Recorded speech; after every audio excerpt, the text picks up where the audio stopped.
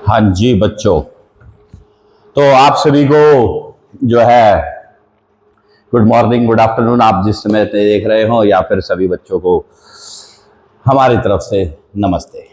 तो आज हम लोग बेटा बात करेंगे वेक्टर के कंपोजिशन पर। वेक्टर कंपोजिशन का मतलब होता है वेक्टर का एडिशन। ठीक है, वेक्टर एडिशन में हम लोग क्या करेंगे कि दो वेक्टर को ऐड करेंगे। पिछली क्लास में मैंने आपको बताया था कि वेक्टर का मतलब होता है वो क्वांटिटी जो कि डायरेक्शन को कैरी कर रही हो अपने साथ में। ठीक है, तो अगर हम लोग वेक्टर को ऐड करना चाहते हैं तो हमारे को उसको उसकी डायरेक्शन को भी कंसिडरेशन में रखना पड़ेगा। इसीलिए वेक्टर का एडिशन का अपना एक अलग से नियम है, अपना एक अलग से रूल है। तो वही हम लोग जो है उस पर फोकस करेंगे और उसके ऊपर हम लोग अपने लेक्चर को आगे बढ़ाते हैं। ठीक है, तो अब सबसे पहले है चैप्टर का नाम मोशन इन प्लेन। क्लियर? और इसमें हमारा जो टॉपिक है वो है vector composition. Vector composition, vector composition के दो रूल होते हैं, एक होता है ट्रायंगल लॉ और एक होता है पैरेललोग्राम। तो हम लोग पहले ट्रायंगल लॉ के बारे में बात करेंगे। देखो बेटा, सबसे पहले बहुत ही इजी वे में हम लोग रखते हैं। मान लीजिए हमारे पास दो वेक्टर है, एक वेक्टर है इसका नाम हमने ए रख लिया और दूसरा वेक्टर है इस तरीके से हमने ले लिया वेक्टर बी। आप सोचेंगे कि सर हर बुक में हर जगह दोनों वेक्टर ऐसे ही रखे हुए हैं। देखो, इस तरीके से रखने का मतलब ये होता है कि आपको बात इजी समझ में आ जाएगी, बहुत ही आसान तरीके से आप कैच कर पाओगे कि टीचर कहना क्या चाह रहा है या क्या उसका ऑब्जेक्टिव है। ठीक है, तो वही हमारा मेन ऑब्जेक्टिव है उसमें कि हम जो अपनी बात रख रहे हैं वो हमारी बात किस तरीके से आपको सिंप्लीफाइड वे में समझ में आ जाए। तो उस सिंप्लीफिकेशन वाले तरीके में हम लोग ये वाली ओरिएंटेशन ले लेते हैं। अब वेक्टर में हमें पता है कि इस रीजन को हम लोग टेल बोलते हैं और इसको हेड बोलते हैं। ट्रायंगल लॉ को जब हम लोग कंसीडर करेंगे तो हम क्या करते हैं कि एक वेक्टर की टेल को दूसरे वेक्टर के हेड पर रख देते हैं और फिर हम लोग उसका रिजल्टेंट इफेक्ट को हम लोग स्टडी करेंगे। तो सबसे पहले हम लोग यहां पर वेक्टर ए को ड्रॉ करते हैं और यहां हमने रख दिया वेक्टर बी। ये हो गया हमारा वेक्टर बी। ठीक है, अब यहां से अगर मैं वेक्टर ए के टेल को वेक्टर बी के हेड से एक स्ट्रेट लाइन से ज्वाइन कर दूं ऐसे करके, तो इस वेक्टर का नाम हमने रख दिया आर वेक्टर, जो कि है रिजल्टेंट वेक्टर। यह रिजल्टेंट वेक्टर हमारा वो ही इफेक्ट देगा जो ए और बी ने मिलकर के दिया है। आइए समझते हैं। मान लीजिए कि यहां से आप चले डिस्प्लेसमेंट में, हम डिस्प्लेसमेंट को कंसीडर कर रहे हैं, यहां से आप ऐसे चले और फिर आप यहां से मुड़ के इधर चले गए, तो आप फाइनली यहां पहुंचे। अब इसका दूसरा तरीका क्या हो सकता था कि आप सीधे सीधे यहां से इस प्रकार से आ जाते, तो भी आप यहीं पहुंचते। अल्टीमेटली फैक्ट ये निकला कि वेक्टर आर ने हमारे को वो इफेक्ट दे दिया जो ए और बी ने दोनों ने मिलकर के दिया था।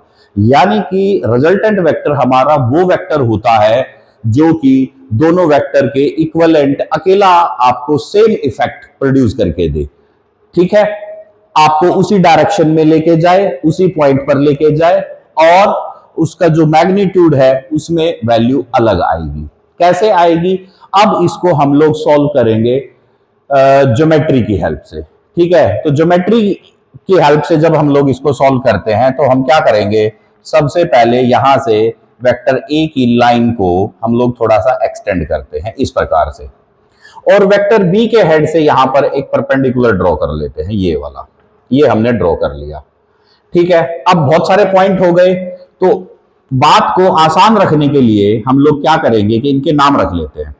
लेट्स सपोज इसका नाम हमने एम रखा, इसका नाम ओ रखा, इस पॉइंट का नाम एम एन ओ रखा और इसका नाम हमने पी रख लिया। ठीक है, अब यहां पर जब हम लोग देखते हैं तो मान लीजिए कि यहां एंगल थीटा है और ये N O N P O, N P O हमारा एक राइट एंगल ट्राइंगल बन चुका है। ठीक है, तो राइट एंगल ट्राइंगल जब बन गया है तो हमें वैल्यू निकालनी है एन पी कितना है और ओ पी कितना है। तो जैसा मैंने आपको कल बताया था कि वेक्टर के जो हमारे डायरेक्शंस होती हैं वो साइन एंगल, कॉस एंगल और टेन एंगल में आती हैं। तो अगर हमें रिजल्टेंट की डायरेक्शन निकालनी है तो वो यहां से हम एंगल बीटा ले लेते हैं। So this is our angle beta. Okay, तो सॉल्व करते हैं और राइट एंगल ट्राइंगल को हम लोग कंसिडरेशन में ले लेते हैं। In right angle triangle NPO, NPO में हमने वैल्यू ली है और सबसे पहले हम लोग क्या कंसीडर करेंगे कि यहां पर साइन थीटा ले लेते हैं। तो साइन थीटा क्या होगा? Perpendicular by hypotenuse. परपेंडिकुलर है हमारा ओपी और हाइपोटेन्यूज है हमारा एनओ। ठीक है, तो ओपी की अगर हम वैल्यू लें तो एनओ साइन थीटा। अब एनओ का मैग्नीट्यूड कितना है? B, so that is b sine theta. ये हो गया ओपी। इसी प्रकार से अगर हम कॉस थीटा लेंगे तो वो होता है बेस अपॉन हाइपोटेन्यूज। बेस है हमारा एनपी और हाइपोटेन्यूज तो एनओ ही है। यहां से अगर हम एनओ की वैल्यू को निकालना चाहें बेस अपॉन हाइपोटेन्यूज, हाँ, तो एनपी की वैल्यू हम लोग निकालना चाहते हैं। आप लोग समझिए हम किसकी वैल्यू निकालना चाहते हैं? एनपी। मैंने गलती से एनओ बोल दिया था। ओके, तो एनपी अगर होगा तो वो हो जाएगा एनओ कॉस थीटा। एनओ फिर से वही है बी कॉस थीटा। तो एनपी की वैल्यू हो गई बी कॉस थीटा, ओपी की वैल्यू हो गई बी साइन थीटा। यानी कि मैं यहां पर बी साइन थीटा लिख देता हूं और इसको मैं बी कॉस थीटा लिख देता हूं। ठीक है, ये हो गया है। अब हम लोग ट्राइंगल लेंगे बाहर वाला एम पी ओ। ये राइट एंगल ट्राइंगल लेंगे हम लोग पूरा इस प्रकार से। ठीक है, और यहां पर हम लिखते हैं right angle triangle MPO. MPO, जब हम लोग एमपीओ की बात करेंगे तो हमें पता है पाइथागोरस लगाएंगे तो एमओ का whole square is equal to MP का होल स्क्वायर प्लस ओपी का होल स्क्वायर। एमपी को हम लोग लिख सकते हैं एम एन प्लस एनपी का होल स्क्वायर प्लस ओपी का whole square is equal to MO का होल स्क्वायर। अब अगर हम लोग इसको सॉल्व करेंगे तो एमओ की वैल्यू पुट करते हैं, मैग्नीट्यूड में आर है। एम एन की वैल्यू पुट करते हैं, एम एन स्क्वायर लगा देंगे, M N a plus b cos theta का whole square plus b sine theta का होल स्क्वायर। अब अगर हम इसको सॉल्व करेंगे तो ये हो जाएगा R square is equal to a square plus b square cos square theta plus 2ab cos theta plus b square sine square theta. अब हम इनको देखते हैं तो बी स्क्वायर कॉमन आ जाएगा और कॉस स्क्वायर थीटा और साइन स्क्वायर थीटा क्या होगा हमारा? 1 हो जाएगा। ठीक है, तो आर स्क्वायर की वैल्यू हो गई a square plus b square plus 2ab cos theta और आर की वैल्यू हो जाएगी a square plus b square plus 2ab cos theta. ठीक है, ये हमारा रिजल्टेंट का फॉर्मूला बन गया। इस रिजल्टेंट के फॉर्मूले से हमारे को क्या कंक्लूजन निकलता है? कंक्लूजन निकलता है कि जो हमारा रिजल्टेंट है वो ए और बी के एडिशन पर डायरेक्टली डिपेंड नहीं करता, बल्कि वो इस बात पर डिपेंड करता है कि कॉस एंगल का फैक्टर भी हमारे को इसमें रोल प्ले करेगा। ठीक है, तो वो तो हम अपनी प्रॉब्लम्स के अकॉर्डिंग इस कॉस एंगल को हम लोग वेरिएशन पर रखते हैं जब हमारा आर की वैल्यू आती है। अब हम लोग यहां पर इसकी बात करते हैं तो ये तो हो गया हमारा मैग्नीट्यूड। मैग्नीट्यूड अब डायरेक्शन के लिए निकालते हैं, फोर डायरेक्शन। ठीक है, डायरेक्शन अगर हम देखेंगे तो उसके लिए हमारे को चाहिए टेन बीटा, ठीक है, और टेन बीटा होता है परपेंडिकुलर अपॉन बेस, यानी कि b sine theta divided by a plus b cos theta. तो ये हमारे पास बन गया, और बीटा की वैल्यू हो जाएगी tan inverse b sine theta upon a plus b cos theta. Okay, so that is our value of beta, यानी कि ये हमारी डायरेक्शन आ गई टेन एंगल की टर्म्स में। तो ये जो हमारा टेन एंगल बन गया, इसने हमारे को दिया डायरेक्शन, और इस तरीके से ये हमारा कंप्लीट ट्राइंगल लो कंप्लीट हो जाता है, ठीक है। तो इसमें हमने देखा कि यार जब हमने दोनों वेक्टर को ऐड करा तो डायरेक्शन अलग टेन एंगल से आई है। फिर हमने देखा कि जो रिजल्टेंट वेक्टर है उसका जो मैग्नीट्यूड है वो under root a square plus b square plus 2ab cos theta पर डिपेंड कर रहा है। ये हमारे को बात समझ में आ गई, ठीक है। अब अगर मान लीजिए दोनों वेक्टर पैरेलल है तो cos थीटा कितना हो जाएगा, थीटा की वैल्यू कितनी हो जाएगी पैरेलल होने पर, cos 0 हो जाएगा, और cos 0 की वैल्यू क्या होती है, 1 होती है, ठीक है। तो ये फॉर्मूला कैसे हो जाएगा, a square plus b square plus 2ab, यानी कि ये वैल्यू 1 हो गई। अगर दोनों वेक्टर एक दूसरे के परपेंडिकुलर हैं और वहां पर थीटा 90 है तो cos 90 की वैल्यू 0 हो जाएगी। तो ये जो एक्सप्रेशन है 2ab cos थीटा, ये सारा 0 हो जाएगा, और फॉर्मूला बचेगा सिर्फ r is equal to under root a square plus b square, ठीक है। तो ये हमारे को वेरिएशंस पता लग जाएंगी। अगर cos 180 है तो ये वाली वैल्यू -1 हो जाएगी, ठीक है। तो 0 के लिए 1, 90 के लिए 0 और 180 डिग्री एंगल के लिए -1, ठीक है। ये इसी वे से हमारा वेरिएशन आएगा। अगर मान लीजिए थीटा 120 भी हो जाता है, कुछ न्यूमेरिकल प्रॉब्लम्स में, कुछ क्वेश्चंस में थीटा 120 भी बन जाता है, जैसे कि हम लोग इलेक्ट्रिक फील्ड निकालते हैं इक्विलेटरल ट्राइंगल पर, तो उसमें हमारी कंडीशन एक क्रिएट हो जाती है जहां पर हम लोग थीटा को 120 लेंगे। तो 120 को जब हम लोग लेंगे तो थीटा cos 120 की वैल्यू होती है -1/2। तो -1/2 होने पर क्या हो जाएगा, ये 2 हमारा कैंसिल आउट हो जाएगा, तो ये हो जाएगा a square plus b square minus a b, ये याद रखना। तो इस तरीके से हमारे वेरिएशंस कॉस पर चलेगी मैग्नीट्यूड की, डायरेक्शन हमारी थीटा एंगल पर रहेगी, यानी कि दोनों वेक्टर के बीच एंगल कितना है वो हमारा रिजल्टेंट यहां, जो हमारा डायरेक्शन ऑफ रिजल्टेंट है वो इस फॉर्मूले से आ जाएगा। तो हमारे को दोनों ही बातें क्लियर हो गई हैं। तो ये हो गया हमारा ट्राइंगल लो कंप्लीट। इस तरीके से बहुत ही सिंप्लीफाइड वे में हमने इसको सॉल्व करा। अब हम लोग सेकंड अपना बात करते हैं पैरेललोग्राम लो। तो हम लोग यहां पर सेकंड लिखते हैं और इसको हम लोग हटा देते हैं, ठीक है। So let's remove it, and जब हम लोग इसको हटाते हैं तो ये लेते हैं, और अब हम लोग यहां लिखते हैं पैरेललोग्राम।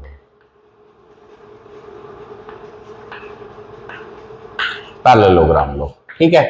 तो पैरेललोग्राम लो को जब हम लोग स्टडी करेंगे तो हमें क्या करना पड़ेगा कि इसको हमें मॉडिफाई करना पड़ेगा, ठीक है। अब ये दोनों वेक्टर हैं ए और बी, ठीक है। इन दोनों वेक्टर को हम लोग जो है रखेंगे, और अब हम लोग इससे पैरेललोग्राम जो है ड्रॉ करेंगे। तो पैरेललोग्राम के लिए मैं इस फिगर को हटा देता हूं, ठीक है। चलिएगा, ये हो गया है। अब हमने इस फिगर को हटा दिया और अब हम लोग जो है पैरेललोग्राम ड्रॉ करेंगे। तो पैरेललोग्राम लॉ को अप्लाई करने के लिए ये हो गया हमारे पास वेक्टर ए। पिछले में हमने क्या किया था ट्राइंगल लॉ में कि इस टेल को इसके हेड पर रखा था। अब क्या करेंगे, इस टेल को इसके टेल पर रखेंगे, दोनों को टेल पर, क्योंकि हमें पैरेललोग्राम बनाना है। तो यहां पर ये बन गया हमारा वेक्टर बी। अब देखो बेटा, अगर हम वेक्टर ए के, अब इसका नाम हमने एम एन रखा था, ठीक है, और इसका मैं यहां पर क्यू रख लेता हूं, ठीक है। तो अब क्यू से एम एन के पैरेलल एक लाइन बनाएंगे, ऐसे करके बन गई, और यहां से एन से एम क्यू के पैरेलल एक लाइन बनाएंगे इस प्रकार से, ठीक है। ये बन गया, इसका नाम हम ओ रख लेते हैं। ओके, अब क्या करेंगे, एम और ओ को ज्वाइन कर दीजिएंगे, ठीक है। एम ओ को हम क्या करेंगे, ज्वाइन कर देंगे इस प्रकार से। तो ये बन गया हमारा रिजल्टेंट वेक्टर, और यहां आ गया हमारा एंगल बीटा। क्या आ गया, बीटा एंगल आ गया, ठीक है। So this is our beta angle. अब एक बात समझो कि एम क्यू और एम ओ दोनों पैरेलल लाइन है, इक्वल है, तो इसका मतलब जितना इसके मैग्नीट्यूड होगा बी, इसका भी मैग्नीट्यूड बी होगा, तो बी हो गया। अब हम लोग क्या करेंगे, सेम यहां से इस लाइन को एक्सटेंड करेंगे एम एन की, यानी कि वेक्टर ए की लाइन को, और ओ से इसके ऊपर एक परपेंडिकुलर इस प्रकार से ड्रॉ कर देंगे। ये हमने यहां पर परपेंडिकुलर ड्रॉ कर लिया, ये हो गया। इस पॉइंट का नाम पी रख लेते हैं, और ये एंगल हो गया थीटा। तो वही ज्योमेट्री लगाएंगे, ठीक है। राइट एंगल ट्राइंगल एनपीओ लेंगे, कौन सा लेंगे, right angle triangle NPO, NPO लेंगे। तो इसमें साइन थीटा की value perpendicular by hypotenuse, OP by OP divided by NO, हम ओपी की वैल्यू निकालेंगे तो हो जाएगा b sine theta. Cos theta की वैल्यू हो जाएगी बेस अपॉन हाइपोटेन्यूज, यानी कि एनपी अपॉन एनओ। बड़े ध्यान से देखो, NP upon NO, base upon hypotenuse, ठीक है। तो हमें किसकी वैल्यू निकालनी है, एनपी, बेस की वैल्यू निकालनी है, तो वो हो जाएगा एनओ कॉस थीटा। एनओ की वैल्यू को डाला तो हो गया बी कॉस थीटा, एनपी की वैल्यू बी कॉस थीटा हो गई। फिर से वही तरीका अपनाएंगे, ट्राइंगल लॉ अप्लाई कर देंगे इसको हम लोग, इसका मैग्नीट्यूड, क्योंकि ट्राइंगल भी तो बन रहा है ना, पैरेललोग्राम में तो ट्राइंगल भी बनता है। कौन सा ट्राइंगल लेंगे, एम पी और ओ, ये पूरा ट्राइंगल लेंगे ऐसे, ये वाला, this M P, P O और ओ एम, ठीक है। अब यहां पर हम लोग पाइथागोरस थ्योरम अप्लाई करेंगे, एम ओ का whole square is equal to M P का whole square plus O P का होल स्क्वायर। तो एम पी क्या बन जाएगा, M N plus N P, ठीक है। सेम फॉर्मूला इसके बाद में हम लोग पूरी इक्वेशन एज इट इज रखेंगे, और यहां पर लिख देंगे बी साइन थीटा जो हमने कैलकुलेट किया था, और ये हो गया बी कॉस थीटा, ठीक है। तो आप इसका जो है पूरे का स्क्रीनशॉट लीजिए, ठीक है, और स्क्रीनशॉट लेने के बाद आप लोग, ठीक है, तो इस तरीके से आपको समझ में आ जाएगा कि पैरेललोग्राम लॉ हमारा किस तरीके से हुआ।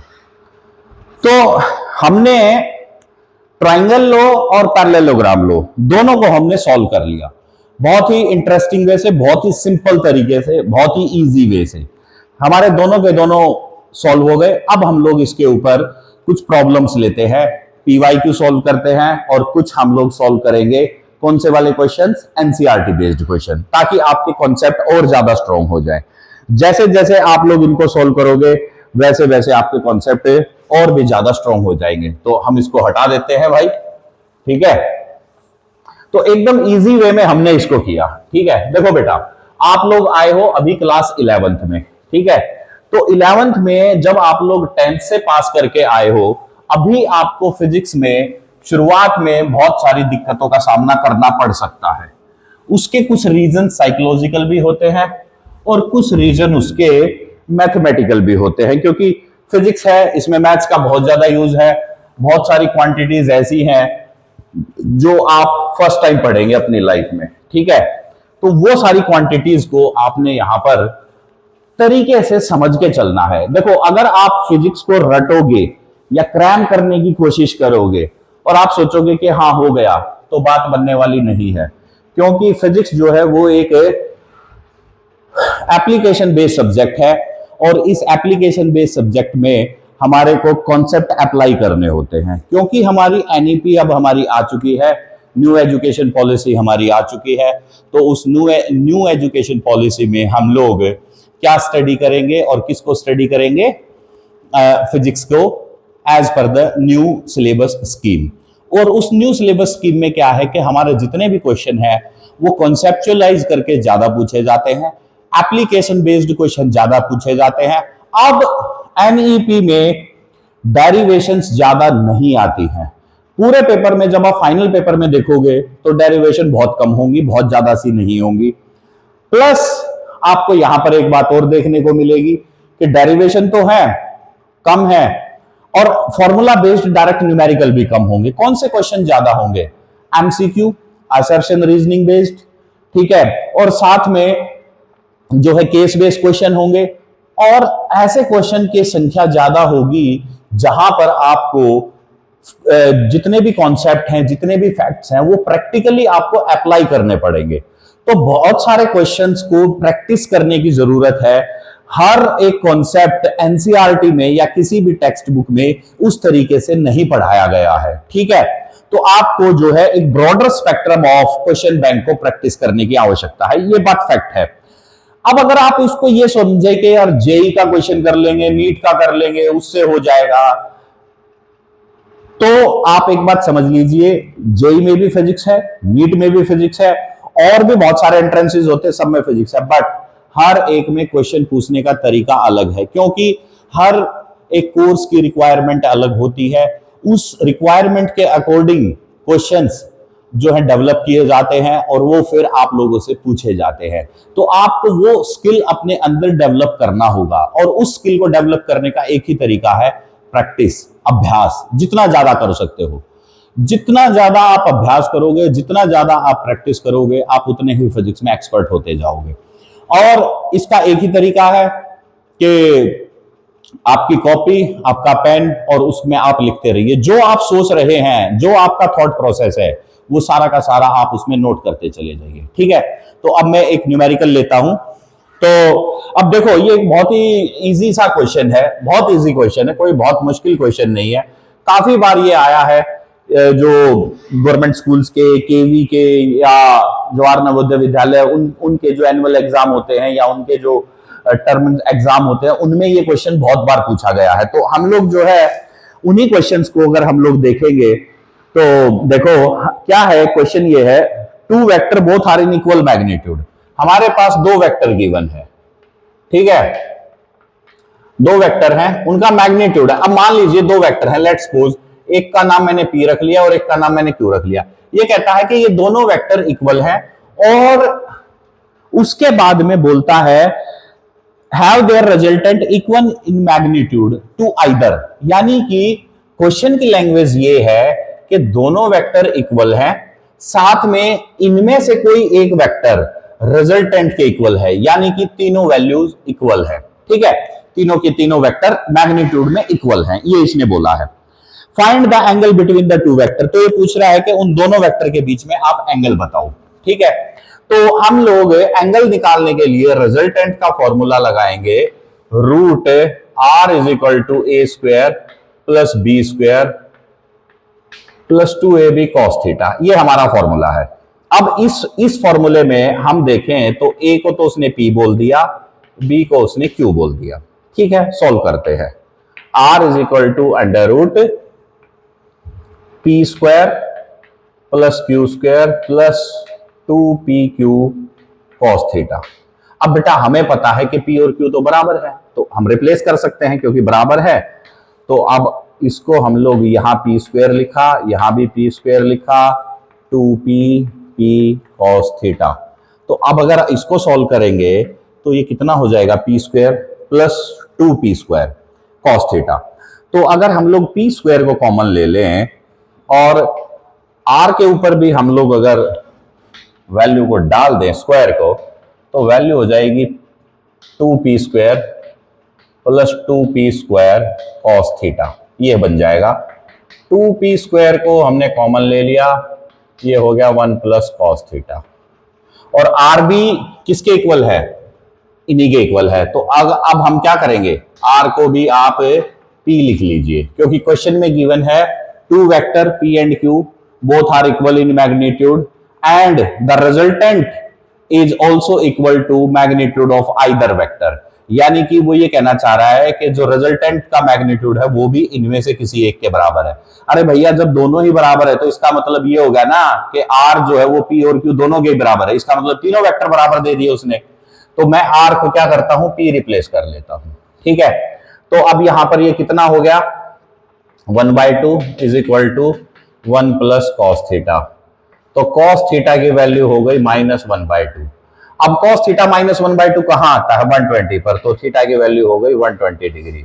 यानी कि इन दोनों वेक्टर के बीच में 120 डिग्री का एंगल था। यानी कि जब अगर 120 डिग्री का एंगल होगा तो ये दोनों के दोनों हमारे इक्वल होंगे।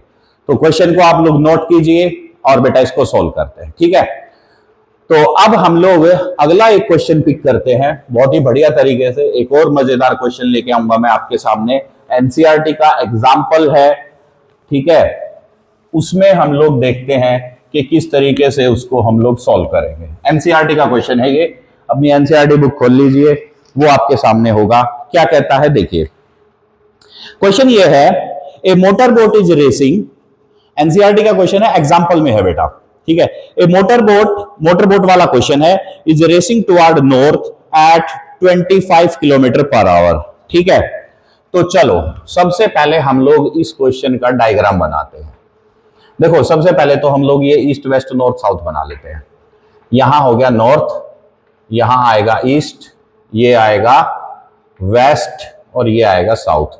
देखो इसको बनाने का तरीका क्या है, जब आप नॉर्थ को फेस करेंगे आपके राइट में ईस्ट आएगा, ये नियम है, ठीक है। आप अपने जहां पर भी आप बैठे हो आप ये देखो कि आपके नॉर्थ किधर है, नॉर्थ में अपना फेस कर लीजिए, आपके राइट में ईस्ट आएगा और आपके लेफ्ट में वेस्ट आएगा, जो बच गया वो साउथ है।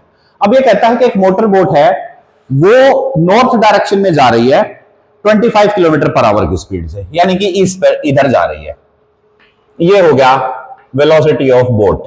चलिएगा यहां इसने ये वेक्टर दे दिया, ओके, 25 इसकी वैल्यू है। And the water current in that region is 10 kilometre per hour in the direction of 60 degree east of south. यानी कि अब ये कहता है वाटर करंट। बेटा वाटर करंट क्या होता है? वाटर करंट होता है पानी का बहाव। ये कह रहा है कि पानी का बहाव है 10 किलोमीटर पर आवर की स्पीड से 60 डिग्री ईस्ट ऑफ साउथ। अब ये जो लैंग्वेज है ना ईस्ट ऑफ साउथ, इसको समझने की जरूरत है। ईस्ट ऑफ साउथ का मतलब क्या होता है?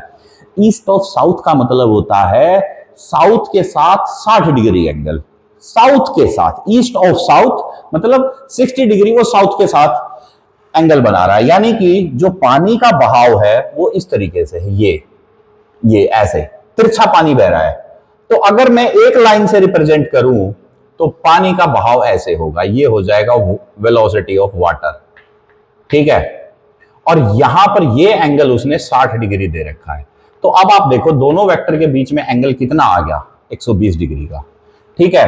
तो अब हम लोग क्या करेंगे, इसमें पैरेललोग्राम लॉ लगाएंगे और यहां से ये हम लोग जो है एक इसके पैरेलल एक लाइन बनाएंगे, ऐसे बना लिया, यहां से ये बनाएंगे ऐसे, और ये रिजल्टेंट जाएगा इधर, ठीक है। ये हमारी रिजल्टेंट वेलोसिटी हो जाएगी, ठीक है। ये क्या हो जाएगी? हमारी रिजल्टेंट वेलोसिटी हो जाएगी, ठीक है। तो इस तरीके से अगर हम देखें तो ये हमारा एक पैरेललोग्राम बन गया। तो फॉर्मूला तो वही लगेगा, कौन सा? R is equal to under root a square plus b square plus 2ab cos theta. अब यहां पर थीटा के लिए हमें एनालिसिस करना है, थीटा कितना है। देखो बेटा एक पूरे क्वाड्रेंट का एंगल होता है 90 डिग्री, यहां से भी ये पूरा 90 बनेगा, लेकिन इसमें से 90 में से तो ये 60 चला गया, तो ये कितना बच गया? ये बच गया 30, और ये कितना हो गया? 90। तो 90 डिग्री ये है, 30 डिग्री ये है, तो 90 प्लस 30 कितना हो जाएगा? 120 डिग्री। तो कंक्लूजन ये निकलता है कि थीटा है वो 120 डिग्री है, और कॉस 120 -1/2 होता है, ठीक है। ओके, वेक्टर ए की जगह, ए का मैग्नीट्यूड होगा वेलोसिटी ऑफ बोट और बी हो जाएगा वेलोसिटी ऑफ वाटर, ठीक है। तो और आर की वैल्यू हो जाएगी जो भी हमारी रिजल्टेंट वेलोसिटी आ गई। तो resultant velocity is equal to root velocity of boat का square plus velocity of water का square -2 velocity of boat velocity of water, ठीक है। अब हमने इसको डायरेक्ट पुट कर दिया है और ये हो गया 1/2। चलिए अब 1/2 तो हट गया, अब इनकी वैल्यूज को डाल दीजिए। ये वाली वैल्यू कितनी थी? 25, और ये कितनी थी? 10। वेलोसिटी ऑफ बोट कितना है? How much this value is? 25 kilometre. और ये वाली वैल्यू वेलोसिटी ऑफ वाटर कितना है? 10। तो ये हो गया 25 का होल स्क्वायर, ये हो गया 10 का स्क्वायर -2 इंटू 25 इंटू 10, रूट डाल दो, ठीक है। ये आगे रिजल्टेंट वेलोसिटी। अब देखो इसको सॉल्व करना है, तो 25 का स्क्वायर होता है 625, 10 का स्क्वायर होता है 100, तो 625 प्लस 100 725, ठीक है। 725 नंबर याद रखेंगे, 25 इंटू 10 250। और अच्छा ये तो हट जाएगा भैया, ये तो इससे कैंसिल हो गया ना, ये तो हट जाएगा। 25 इंटू 10 नेगेटिव साइन, 25 इंटू 10 250। अब यहां कितना था ये 625 और 10 725। 725 में से 250 घटा दीजिए तो तकरीबन 475 आएगा। ठीक है, तो रूट 475, तो यानी कि ये आ जाएगा 21.8 किलोमीटर पर आवर। ये हमारी रिजल्टेंट वेलोसिटी आएगी। ठीक है, अब आप कहेंगे सर आपने ये डायरेक्ट कैसे लिख दिया रूट। देखो यार, मैं कैलकुलेशन करता हूं अंदाजे से, अप्रोक्सीमेशन वाला तरीका। कैसे? मुझे पता है कि 22 का स्क्वायर होता है 484। अब हमारी वैल्यू उससे 484 से 9 डिजिट कम है। ठीक है, तो इसका मतलब ये वाली वैल्यू 21.8, 21.9 या 21.8 समथिंग पर जाएगी। तो मैंने राउंड ऑफ कर दिया 21.8, यही हमारा आंसर होगा।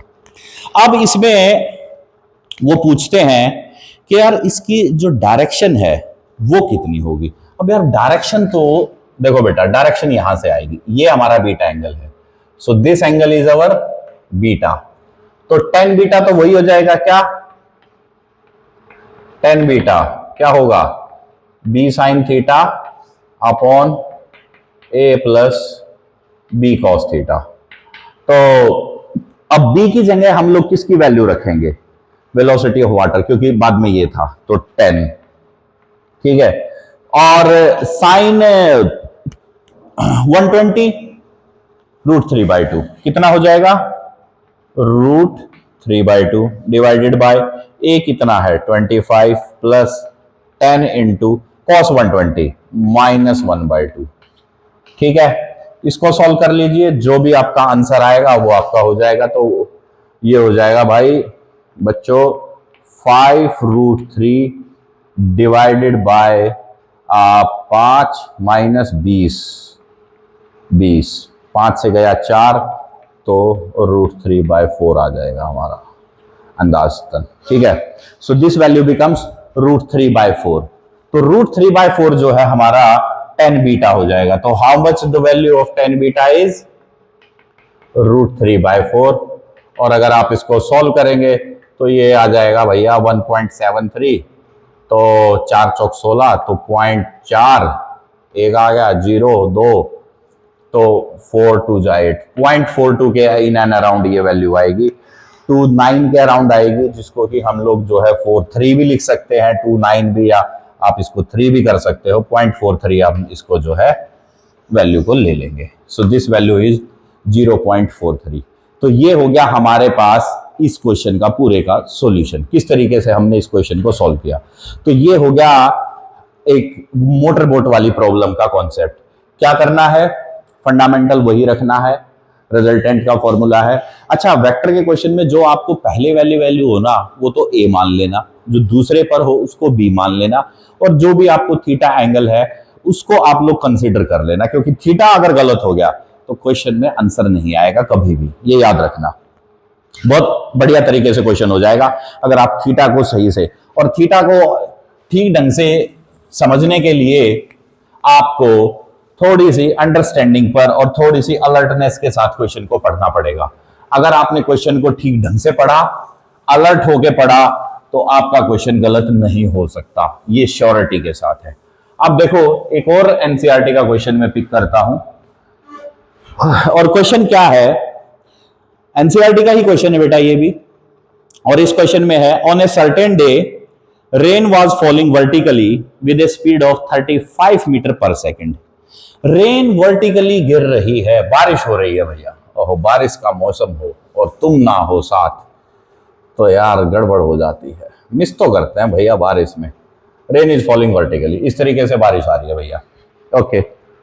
और इसकी जो स्पीड है, वेलोसिटी ऑफ रेन है, ये हमारे को दे रखी है 35 मीटर पर सेकेंड, ओके। फिर ये कहता है wind start blowing after some time with a speed of 12 metre per second in east to west direction. East से वेस्ट की तरफ आंधी आनी शुरू हो गई भैया, आहा, ईस्ट टू वेस्ट, इस तरफ आंधी आ गई भैया, ये हो गई वेलोसिटी ऑफ विंड।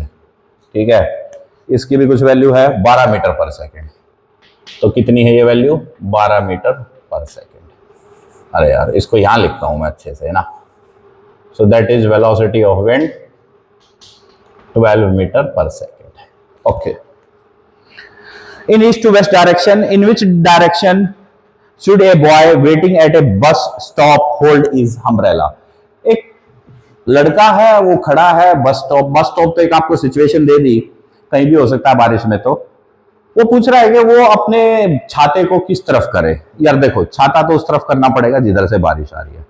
और आपने प्रैक्टिकली देखा होगा कि बारिश जब होती है तो बूंदें सीधी नहीं आती हैं, हवा की वजह से तिरछी हो जाती है, थोड़ी सी टेढ़ी हो जाती है। Then comes to the ground in the shape of inclination पर होती है। ठीक है, तिरछी बूंदें होती हैं। आप कभी भी देखना बारिश को इस तरीके से आएंगी। ठीक है, तो जब इस तरीके की बारिश आएगी, तो अगर यहां से ऐसे बारिश आ रही है तो आपको अम्ब्रेला भी यहीं लगाना पड़ेगा, क्योंकि पानी तो यहां से आ रहा है, तो यहीं रोकना पड़ेगा उसको। ठीक है, जब आप पानी को यहां पर रोकोगे तो इसका मतलब आप ये मान लो कि रिजल्टेंट आपका इधर आ जाएगा। सो that is the position of your umbrella. ठीक है, हम इसको ऐसे बना देते हैं भैया। ये मान लीजिए आपका अम्ब्रेला हो गया, और ये इसके ऊपर ऐसे अब आएगी रेन इस तरीके से। तो उसने पूछ लिया कि भैया किस डायरेक्शन में है।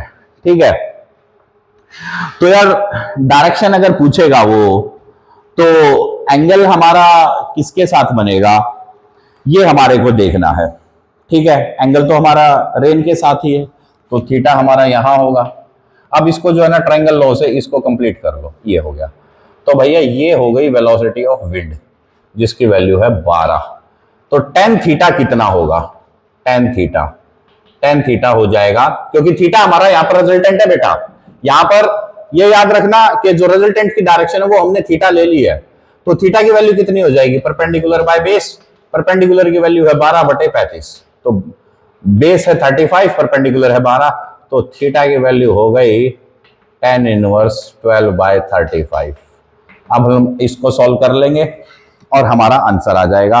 और ये वाली वैल्यू जो है, अब कितना होता है भैया, काट दो तो कितना जाएगा? 35 दूनी 70 और 35 थी 105, तो 3 पर जाएगा भैया, 0.343 ले लो।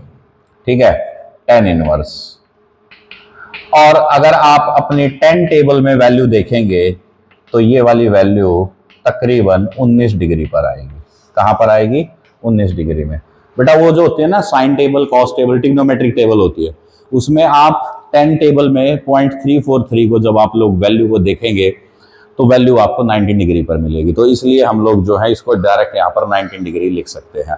आप इसको कोई बहुत बड़ी सी रॉकेट साइंस नहीं है या बहुत बड़ा सा कोई कॉन्सेप्ट नहीं है। हाँ, अगर वो इसमें रिजल्टेंट भी पूछ लेता कि यार जो रेन है उसका रिजल्टेंट कितना होगा, तो वो कैसे करेंगे? तो रिजल्टेंट ऑफ रेन अगर निकालना है रेन का, तो इन दोनों वेक्टर को ऐड कर दीजिए, क्योंकि 90 डिग्री एंगल बन रहा है।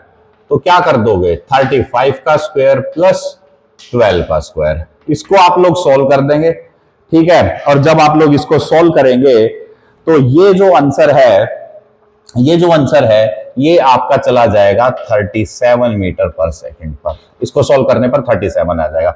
सो that is the velocity of rain. बहुत ही इजी कॉन्सेप्ट है।